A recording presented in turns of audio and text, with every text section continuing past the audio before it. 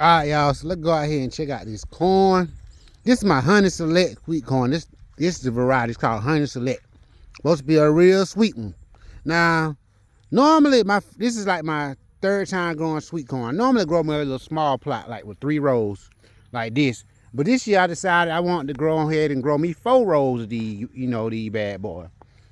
And so far they looking good. They looking good so far. Now the variety that I normally would grow, the first time I ever growed some, it was Silver Queen. I think that's like the old standard variety that your grandma and your granddad used to grow back in the day. They did okay, but to me, I mean, they didn't want that sweet. I mean, I like mine a little sweeter when I do eat them. I really don't eat them that much, but when I do, I like them a little sweeter. But these are short ones right here. These I had to receive right here about a week later. That's why they're so shorter. But anyway, I like mine a little sweeter, so I ended up on the side. Last year I grew another kind called Temperance. It was pretty good. But this year I decided to grow Honey Select. They're supposed to be like a real sweet one. So I came in the other day and I side dressed them with some blood meal, and I raked some dirt on the side of them, and then we got a storm came through and it got plenty of rain, so that was perfect.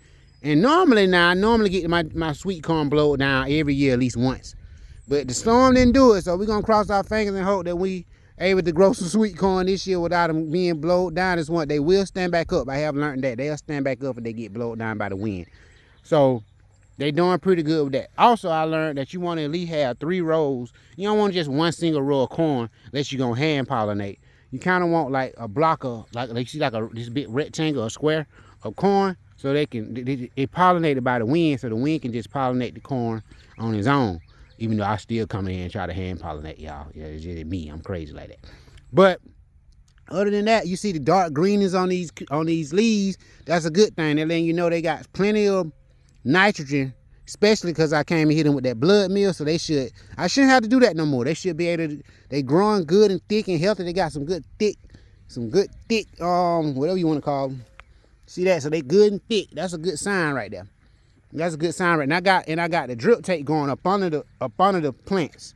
As you see, I got my drip tape going up under the plants. So even though I got some on 12 feet apart, all the way to about 6 feet, 12 inches apart to about 6 inches apart.